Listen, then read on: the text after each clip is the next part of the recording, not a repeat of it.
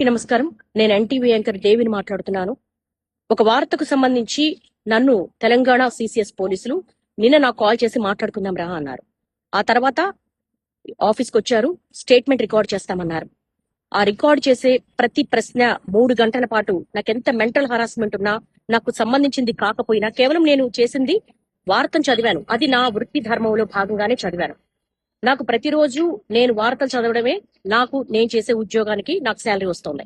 కాబట్టి ఏ వార్త వచ్చినా ఆ వార్త నేను చదువుతాను.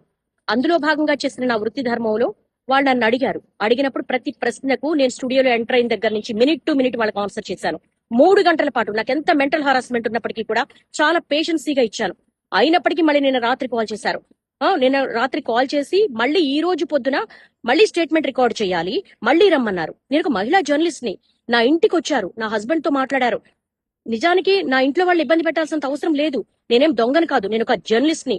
22 సంవత్సరాల పాటు ఒక్కొక్క మెట్టు ఎక్కుతూ మా కెరీర్ ని బిల్డ్ చేసుకున్నా. ప్రతి జర్నలిస్టు కూడా వాళ్ళ వృత్తి ధర్మంలో భాగంగానే వార్తలు అందిస్తారు. ఓకే, జరిగిన దానికి మేము క్షమాపణ కూడా చెప్పాం. అయినప్పటికీ కూడా ఒక మహిళను కూడా చూడకుండా ఇంటి దగ్గరికి పోలీసులు పంపించాల్సిన అవసరం ఏంటి? నా హస్బెండ్ తో మాట్లాడాల్సినంత అవసరం ఏంటి? ఇవన్నీ కూడా ఎందుకు తెలంగాణ పోలీసులు ఇంత దాష్టికానికి పాల్పడుతున్నారు?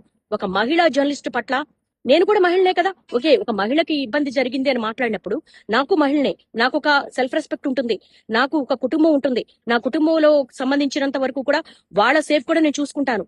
కానీ ఎందుకు ఇంత దాష్టికానికి పాల్పడుతున్నారు? ఇది చాలా అన్యాయము. ఇలా నన్ను రోడ్ల మీద పరిగెత్తించడం అనేది న్యాయం కాదు. నేను నా వృత్తి ధర్మంలో భాగంగానే చేశాను. స్టేట్మెంట్ కూడా ఇచ్చాను, ఎక్కడికి పారిపోలేదు. కానీ తెలంగాణ పోలీసులు ఈ విధంగా సెర్చ్ చెయ్యడము, ఆఫీస్ దగ్గరికి రావడము, ఇంటి దగ్గరికి రావడం అనేది చాలా అన్యాయం. ఈ దాష్టికాన్ని ప్రతి ఒక్కరు ఖండించాల్సిన అవసరం ఉంది.